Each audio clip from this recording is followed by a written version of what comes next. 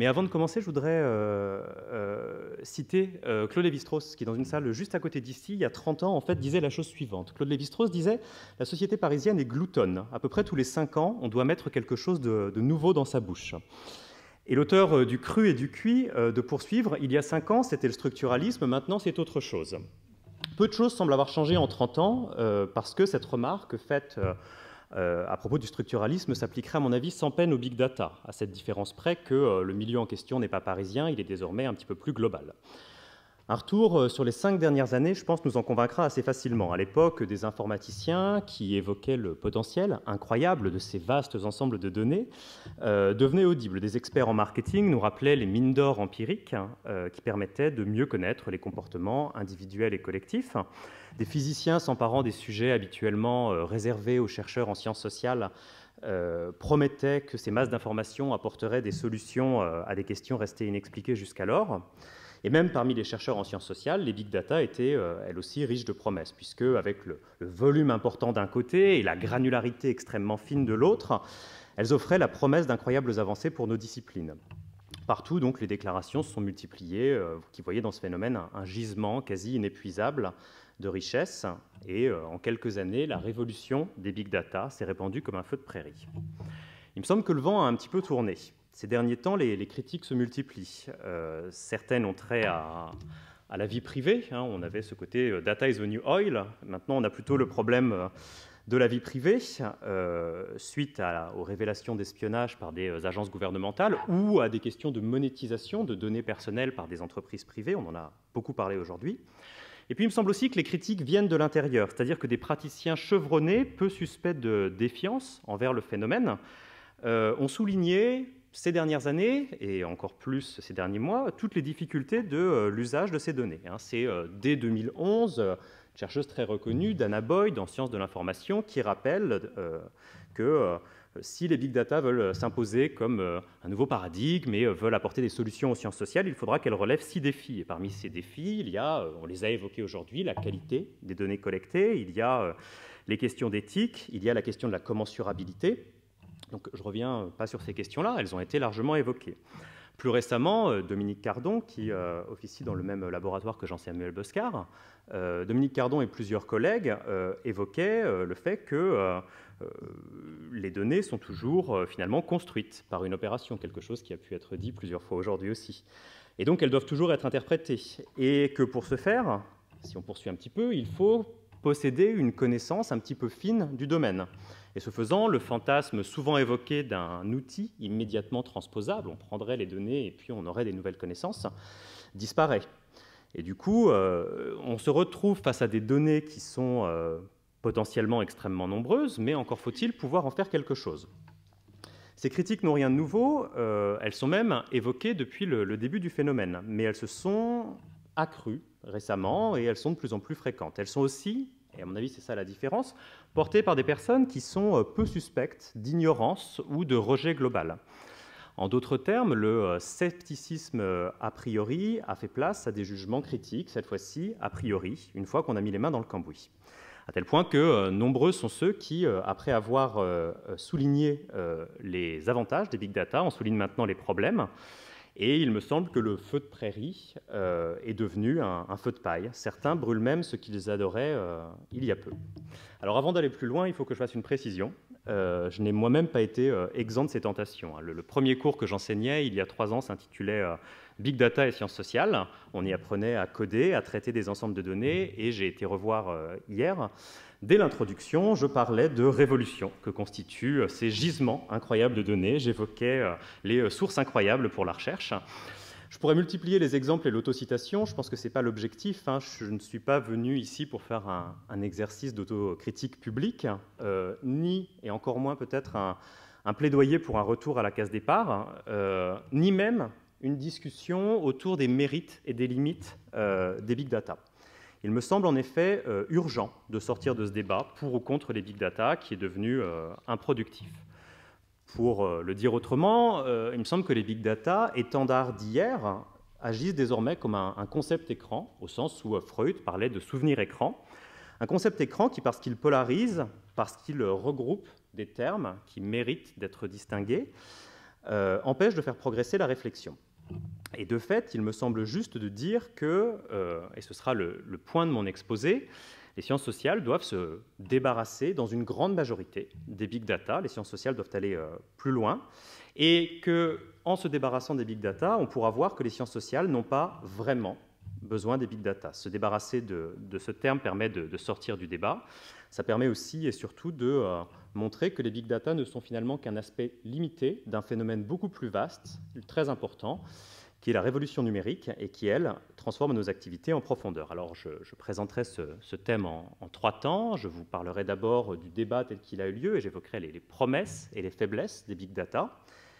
J'évoquerai ensuite cette idée selon laquelle il me semble important d'aller au-delà des big data en essayant de localiser un petit peu les big data par rapport aux différentes activités numériques que peuvent avoir les chercheurs en sciences sociales. Et puis, je reviendrai sur les questions spécifiques ou alors tellement importantes qu'elles en deviennent spécifiques que posent ces nouvelles techniques pour nos disciplines. Mais avant d'aller plus loin, il me semble important de restituer les termes du débat. Alors, je ne vais pas m'y attarder parce qu'on l'a beaucoup évoqué jusqu'à présent, mais quand même, il me semble qu'on peut distinguer pour ces big data qui désignent ces vastes ensembles de données, 3 grands enjeux, 3 grandes promesses et qui sont aussi 3 grandes qui sont transformées parfois en 3 grandes faiblesses, empiriques, méthodologiques et théoriques. Du point de vue empirique, la possibilité d'accéder à d'immenses ensembles de données a été accueillie avec enthousiasme par certains chercheurs, et j'en fais évidemment partie.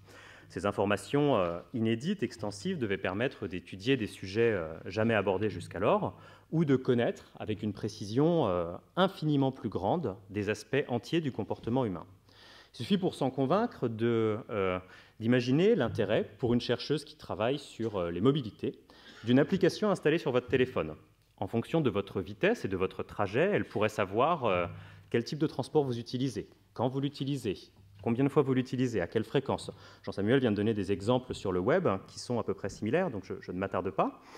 Elle pourrait aussi savoir avec quelles interconnexions, et le grand avantage de ces données, c'est qu'elles ne se périment pas, ou plutôt elles se périment, mais elles s'actualisent en permanence, puisque l'application s'actualise. Et donc, le fait vous n'avez pas à remener une grande campagne d'entretien, une grande enquête statistique, les données s'actualisent.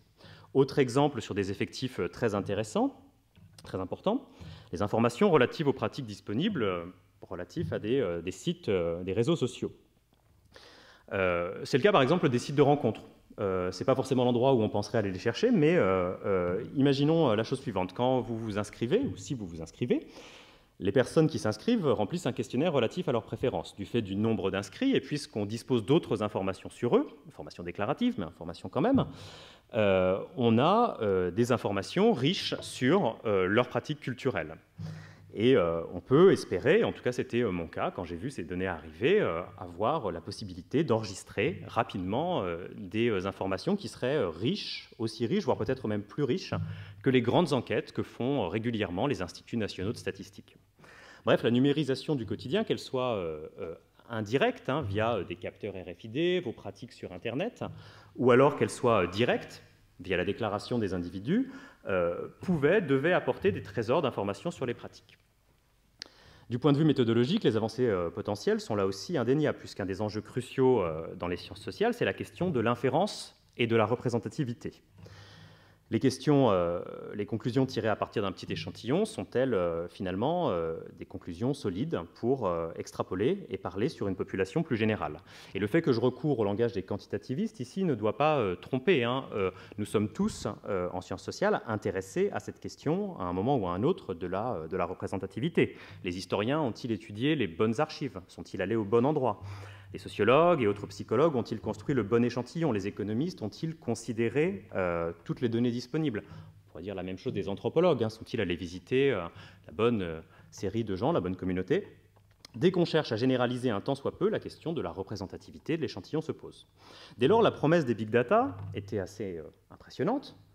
Il s'agissait simplement de supprimer ou d'en finir avec cette question lancinante. Parce que dans de nombreux cas, en fait, l'automatisation que permettent ces big data permet de traiter dans le même temps l'échantillon limité et la population mère. J'en prendrai un seul exemple qui fait écho au travail qu'a évoqué David Ponty il y a un instant. Avec un collègue de l'Université de Chicago, j'ai voulu mener une étude sur la réception des sociologues français aux États-Unis. Le problème est que, outre que les concepts sont relativement vagues, que le champ est relativement vaste, c'est quelque chose qui devient très vite important si vous voulez le faire de manière globale. Alors on a d'abord cherché les articles publiés, les livres publiés, mais il n'y en a pas beaucoup. On a ensuite cherché les traductions, mais il n'y en a pas beaucoup non plus. Et on s'est dit finalement un indicateur de la présence, ça peut être la citation. Or là on a des bases, les bases justement qu'évoquait David Ponty tout à l'heure. Et on voulait travailler de manière assez extensive. On ne voulait pas travailler non plus sur un seul chercheur. Alors on a travaillé sur 200 auteurs, sur 35 journaux et sur une période qui prend 40 ans. On a pris 35 journaux de sociologie. On récupère 32 000 articles, on a 1,2 million de citations. Évidemment, si on voulait faire ça ne serait-ce que pour un seul auteur, pas 200, un seul, ce serait complètement impossible, ou très très chronophage. Mais avec des techniques d'automatisation, on peut très rapidement accéder en fait à une information qui n'est pas parfaite, qui demande beaucoup de retravail, et j'ai passé longtemps dans les bases à les renettoyer, mais information quand même qui est intéressante. Et donc la promesse des big data était celle-là, parler des populations plutôt que de parler des échantillons, pouvoir automatiser en fait de telle manière à ce qu'on arrive à en finir avec les questions lancinantes des sciences sociales. Côté théorique, enfin, les big data ont suscité de nombreux espoirs. L'abondance de nouvelles données devait permettre de faire progresser notre connaissance, principalement en découvrant des structures jusque-là invisibles, et c'est la revendication principale de courants comme Culturomics, qui dépouillent des corpus de textes immenses pour découvrir des lois du comportement humain. Dans la masse de données, en fait, l'idée est de parvenir à trouver des réponses à des questions relatives sur l'évolution des langues, sur l'adoption des modes, Jean-Sébastien vient d'en parler, Jean-Samuel, voire à la prédiction de certaines activités. Bref, tout un tas de questions centrales aux sciences sociales, trouver des terrains d'expérimentation nouveaux et prometteurs. Et pourtant, il faut reconnaître que ces données et ces promesses ont été souvent déçues. Alors, du côté, j'irai très vite ici, mais du côté des promesses empiriques, il faut se rendre compte que les données sont souvent sales. Si on prend l'exemple du site de rencontre, on se rend compte qu'il y a beaucoup de non-réponses. On a à peine 10% d'informations qui sont remplies, et puis que ces informations sont orientées vers une finalité qui est tout autre. Donc je ne vous raconte pas le nombre de gens qui déclarent aimer le sport, la randonnée, la lecture, probablement beaucoup plus que le souhaiteraient Decathlon et la FNAC. Donc les données sont finalement des données parfois ou souvent assez pauvres. Du point de vue méthodologique, on a fait tout à l'heure, et c'était la remarque que faisaient Éric Dagiral et Sylvain Parasi, on critique parfois les big data pour le côté positiviste, mais une autre critique qui pourrait être faite, c'est celle en fait d'aller chercher l'information là où elle est, plutôt, là où elle est disponible, plutôt que d'avoir l'inventivité d'aller chercher des moyens de trouver une réponse à sa question.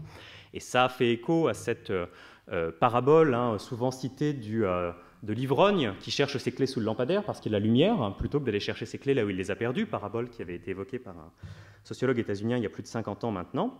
Et donc du côté méthodologique, l'idée c'est qu'on pourrait avoir à la fois une fascination empirique qui pourrait nous amener au mauvais endroit. Et je pense que parmi les travaux qui ont eu lieu jusqu'à présent, on a souvent eu l'occasion de voir ce genre de choses-là. Et puis finalement, du côté théorique, je ne veux pas juger trop vite, parce que moi je suis assez intéressé à ces choses-là, mais il me semble que les grandes découvertes se font toujours attendre, que la découverte des structures cachées demande bien plus que de vastes ensembles de données et des outils transposables. Les personnes qui ont décodé le génome ADN n'étaient pas des personnes qui avaient aucune compétence en génétique, c'est des personnes qui au contraire en avaient beaucoup, et que donc il va falloir se plonger dans les données, sans quoi on risque de ne pas voir les petites variations qui font qu'on peut découvrir une nouvelle piste. Et donc, plutôt que des grands outils transposables, il faut souvent mettre les mains dans le cambouis. Voilà. Alors, les limites sont importantes, et je n'évoque même pas le fait que les nombres d'objets ne sont pas justiciables d'analyse quantifiée, ou que ces données, si elles existent, posent des questions épineuses relatives à la vie privée. Bref, en l'état, il me semble difficile de trancher dans le débat. Je ne suis ni pour ni contre, je pense que c'est difficile de trancher. Et c'est la raison pour laquelle ce débat va continuer de se poser et risque de continuer pendant quelques années encore. Mais en fait, il me semble que c'est parce que la question est mal posée, et c'est parce qu'on englobe derrière Big Data beaucoup de choses. C'est ce que je voudrais essayer de vous montrer dans les minutes qui suivent. en montrant que si les sciences sociales veulent tirer profit des opportunités qui se présentent à elles, elles doivent aller au-delà des big data. Au-delà des big data, ça veut dire rentrer dans ce qu'on appelle habituellement les big data pour mieux distinguer différents ensembles, et ça veut dire aussi ne pas s'y limiter. Et je vais tenter une petite typologie qui a sûrement ses défauts, et je la mets à la discussion aujourd'hui, parce qu'il me semble que quand on parle de big data, on parle en fait de plusieurs choses que je vais tenter de distinguer. La première, c'est celle dont, par exemple, Jean-Samuel vient de parler, c'est les données de l'Internet. C'est des informations auxquelles on accède via le web, en les remplissant parfois sur le web. Elles peuvent avoir trait à des pratiques en ligne, les blogs, les forums, les traces de déplacement, ou elles peuvent être le reflet plus ou moins exact de pratiques offline. Parmi elles, il y aura des big data, mais de très nombreuses données de l'Internet sont finalement limitées en termes de quantité, quoique très riches sur le plan de ce qu'on peut en dire. Les chercheurs qui font des ethnographies en ligne, ceux qui collectent manuellement des informations sur des personnes ou des activités via des réseaux sociaux, le savent très bien. Second type de données, qui pourrait être, c'est pas très bien sorti, qui pourrait être rangé sous ce label de big data, mais qui mérite d'être distingué, les données produites par des organisations, des entreprises ou des associations pour leur bon fonctionnement. On les a évoquées ce matin, elles recensent toutes ces associations, ces organisations, leurs membres, les activités des derniers, leurs ventes, leurs commandes. Et la numérisation du quotidien fait qu'elles sont désormais disponibles en masse, qu'elles peuvent intéresser les chercheurs en sciences sociales aussi. Les économistes ont largement recours, et depuis longtemps, à des données sur la production des marchés qui sont enregistrées, stockées, et qui, ce faisant, deviennent une source extrêmement riche. Mais elles ne se retrouvent que rarement sur le web, ces données d'organisation,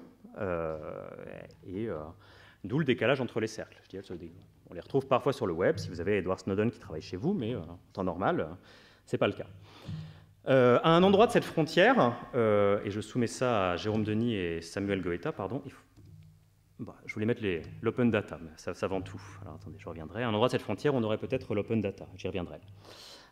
Troisième type de données qui sont rangées, à mon avis, parfois un peu vite sous le label de big data, c'est toutes les sources qui sont non numériques nativement, mais qui sont converties. Et je voudrais maintenant vous parler des archives. Les archives, on peut les recopier patiemment et les rendre consultables via un ordinateur. Ça peut être aussi le cas de documents qu'on scanne et qui ensuite peuvent devenir des données numériques. On fait reconnaître automatiquement des textes, on les transforme en des statuts, en des logiciels, via des logiciels en des données lisibles, et elles sont susceptibles d'analyse. Les documents d'archives OCRisés, du nom de la procédure, sont des documents numérisés qui peuvent appartenir à des organisations ou ne pas appartenir à des organisations. Un petit bout peut se retrouver sur Internet, mais elles sont un petit peu différentes. Il faudrait aussi ajouter les questionnaires, auto-administrés ou pas, avec lesquels les sociologues travaillent régulièrement, et en particulier prendre en compte tout le fait que parfois sur Internet, les gens répondent à des questionnaires, ou parfois pas sur Internet, les gens répondent à des questionnaires aussi. C'est par exemple le cas d'une enquête qui a été faite par l'INED récemment, où on demandait aux gens de répondre sur les relations avec leurs conjoints, l'enquête EPIC. Et dans l'enquête EPIC, on tourne des fois l'ordinateur vers la personne parce qu'on ne veut pas lui poser la question de savoir s'il a trompé sa femme ou si sa femme l'a trompé. Par contre, la personne doit répondre. Donc les gens saisissent. Et il y a beaucoup de cas aussi où on donne aux gens un ordinateur et on leur demande de répondre. Ça passe des fois sur Internet, ça ne passe des fois pas sur Internet.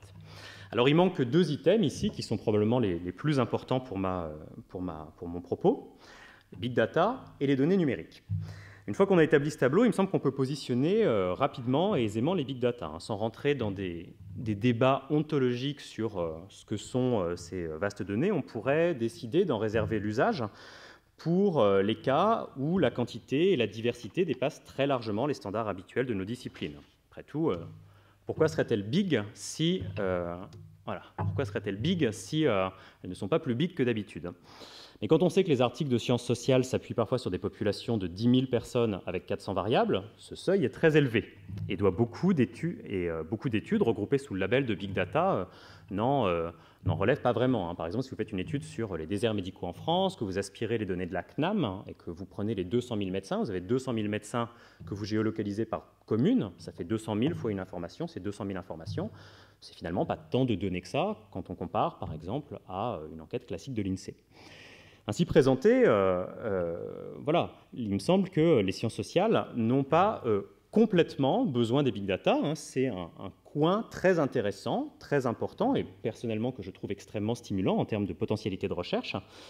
Mais les sciences sociales ne font pas que travailler avec des big data. Par contre, ce qu'elles font, c'est qu'elles travaillent avec, mon autre ensemble, des données numériques. C'est peut-être une évidence pour vous, hein, mais ces données numériques, ce sont ces données qu'on consulte via un ordinateur, pas seulement via Internet. Hein. Je pense que la déconnexion est importante. Le terme numérique, mais la même remarque vaudrait pour digital, hein, l'homologue anglo-saxon du terme, vient du fait qu'elles sont encodées avec des chiffres, des 1 et des 0 en langage machine, et qu'elles sont ensuite transformées en lettres, en nombres, en sons, en images, afin d'être utilisées. Ainsi présentées, hein, il me semble que les données numériques, dont j'espère avoir montré qu'elles sont un nom plus précis, plus englobant que les big data, sont justiciables de formes d'analyse relativement classiques. Je ne vais pas m'attarder sur ce point parce que c'est des choses qui ont déjà été dites, mais une fois qu'on pense cette question des big data et ce débat autour des big data comme un débat autour des données, en fait, il y a beaucoup de questions qu'on se posait qui deviennent des questions relativement banales. Parce que qu'est-ce qu'on reproche en général à ces données? On leur reproche d'avoir été, pour certaines, d'être pas suffisantes à mener une enquête. Ça étonnera pas beaucoup les chercheurs en sciences sociales qui ont l'habitude de multiplier les sources pour arriver à faire un produit fini qui est une enquête.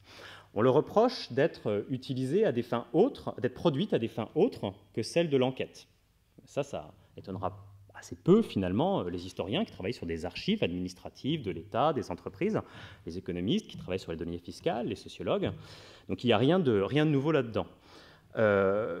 Tous les discours aussi relatifs aux transformations radicales, aux révolutions, en fait, que donneraient lieu ces big data, sont, à mon avis, à modérer. On nous parle, par exemple, de traces qui changeraient radicalement la perspective qu'on doit avoir sur ces données.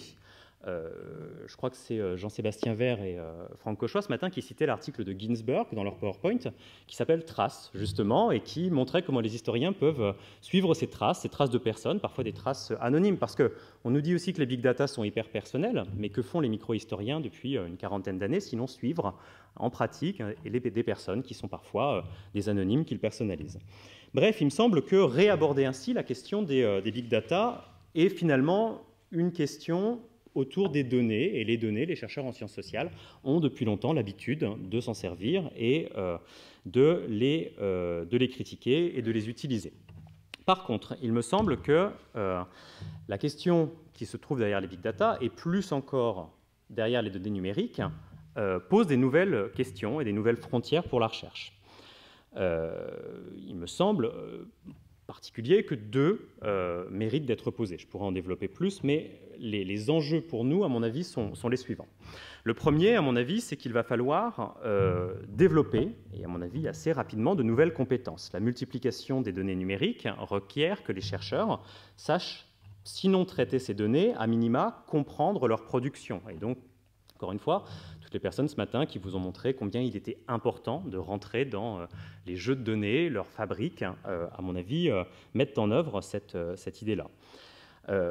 Par ailleurs, la barrière technique qui peut paraître difficile est, à mon avis, relativement limitée. En quelques heures dans mes cours, j'enseigne à mes étudiants comment est-ce qu'on écrit une partie du web. Pas tout le web, mais comment on écrit une partie du web.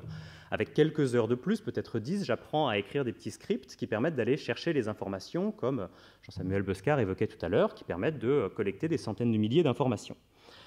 Il ne faut pas croire que cette compétence, qui n'est rien d'autre qu'une compétence finalement assez basique en informatique, ne servira que ceux qui travaillent sur Internet. Un économiste qui travaille sur des données fiscales peut avoir à nettoyer la base que lui fournit une administration. Un sociologue qui travaille sur des données de pratiques culturelles peut avoir à nettoyer le dump de la base que lui a fait un géant de l'Internet pour travailler. Supprimer des scories, repérer des doublons, des erreurs de codage, harmoniser. Une historienne peut avoir à transformer le format de sa base qu'elle a compilé intégralement pour la passer dans un nouveau logiciel. Ce qui pourrait lui prendre des journées, en fait, peut se faire en quelques lignes. Il me semble donc urgent, en fait, d'apprendre à faire et à automatiser tout un tas de choses que, à l'heure actuelle, on fait trop souvent à la main ou qu'on ne fait pas. De manière générale, je pense qu'il faut se dire qu'à chaque fois que le chercheur ou la chercheuse a l'impression de faire un travail de robot, il faut qu'elle se dise qu'un robot pourrait sûrement le faire mieux qu'elle. Et donc, à mon avis, il est urgent de réaliser que nous travaillons tous de plus en plus avec des ordinateurs et d'en tirer les conséquences. Le grand partage d'hier qui, en sciences sociales, pas dans toutes, mais quand même, opposait les qualitativistes et les quantitativistes, à mon avis, est en train de céder le pas à mesure que se développe une troisième compétence, la compétence informatique. Et c'est ce qu'ont très bien compris les personnes qui travaillent au Media Lab de Sciences Po, dont Dominique Boulier, que vous allez voir dans quelques instants, puisqu'ils travaillent avec des données du web sans toujours leur imposer des traitements statistiques particulièrement avancés. Parfois oui, mais parfois non. La collecte, le nettoyage, le formatage peuvent suffire, avec une bonne visualisation, à offrir une présentation extrêmement riche des données et à faire émerger des vérités ou des éléments intéressants sans forcément passer par les statistiques. Bref, à côté du quali et du quanti, si vous me passez l'expression, émerge à mon avis une troisième compétence, une compétence plutôt ordi. Je pourrais aussi évoquer les méthodes qui changent en fonction des types de données et de leurs objets. Les statistiques doivent s'adapter. Une des grandes questions à l'heure actuelle en statistique, c'est la question des tests. Quel type de test fait-on quand on a un échantillon dont on ne connaît pas du tout la population mère? C'est très compliqué. Et inversement, quel type de test fait-on quand on a un échantillon qui est égal à la population mère? Parce qu'il faut encore faire des tests et ils n'ont pas été conçus pour ça. C'est un débat actuel au sein de la profession statistique. L'autre frontière, à mon avis, a trait à quelque chose qui est un petit peu les deux versants d'une même pièce. Ça a trait à l'accès aux données et à son envers immédiat, la protection des personnes. Car si on trouve de plus en plus d'informations, elles ne sont pas toutes disponibles, que ce soit pour des raisons légales ou pour des raisons déontologiques. Les données numériques rencontrent parfois frontalement deux types de droits. Celui des bases de données, restrictif et très clairement encadré par la loi.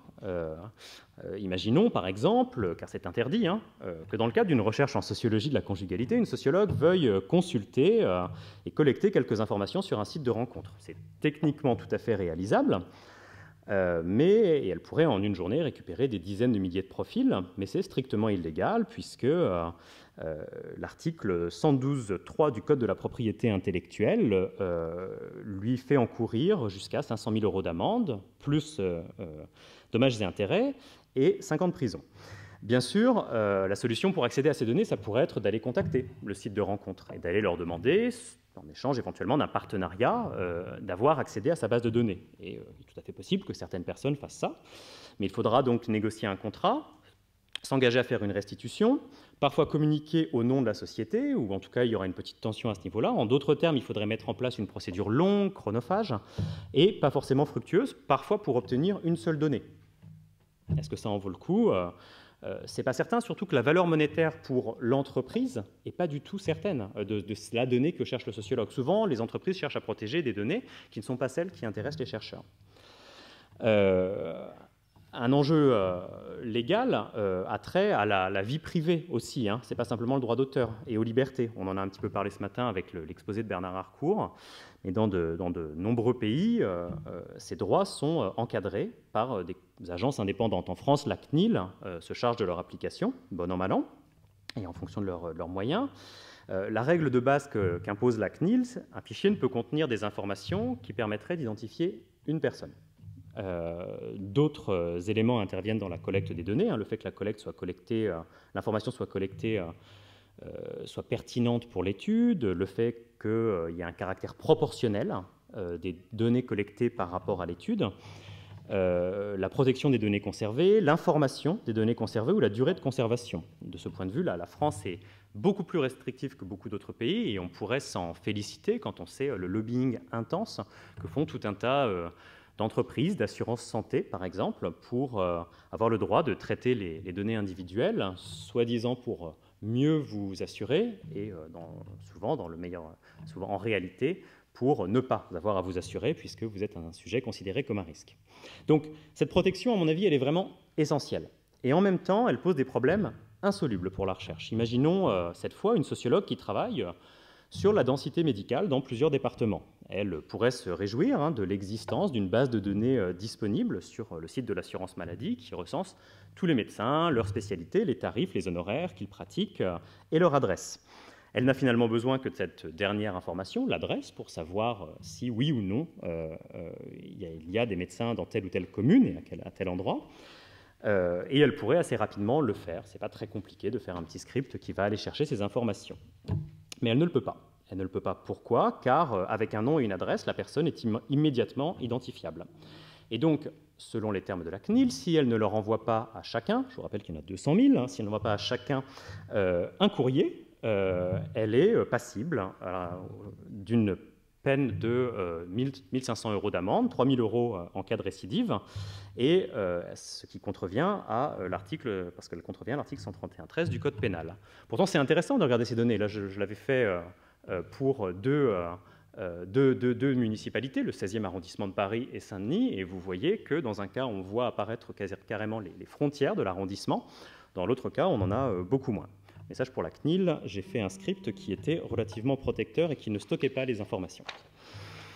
Voilà. Et pour les autres règles, pour salutaires qu'elles soient, elles sont en pratique très contraignantes et aussi déplacées dans le cadre de la recherche. Le principe de pertinence de la collecte peut paraître de bon sens, mais c'est nier le fait que la recherche procède par une logique de la découverte, au moins autant qu'une logique de la preuve.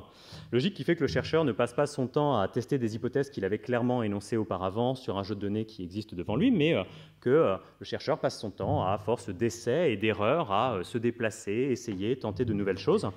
Et donc, ne collecter que des données définies comme pertinentes ex ante, c'est s'interdire ce genre de pratique.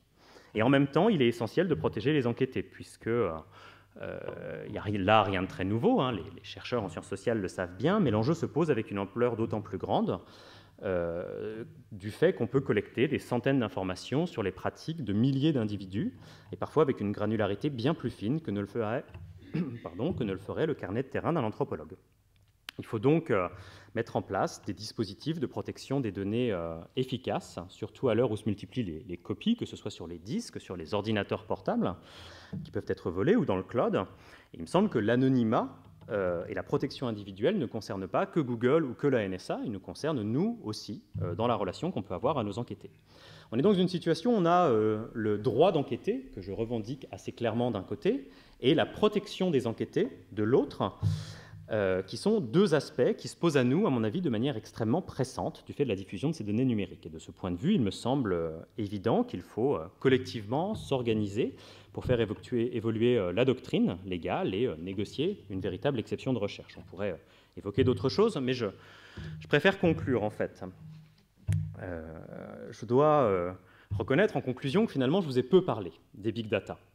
C'est à la fois parce que je n'ai pas grand-chose à ajouter à ce qui a été dit aujourd'hui, et puis c'est aussi parce qu'il me semble que l'enjeu pour les sciences sociales, mais aussi pour les entreprises, qui était évoqué dans le titre de cette conférence, n'est pas vraiment là. Les big data ne sont qu'un élément très intéressant, mais qu'un élément d'un phénomène qui transforme nos métiers, l'avalanche de données numériques, qu'elles soient big ou pas.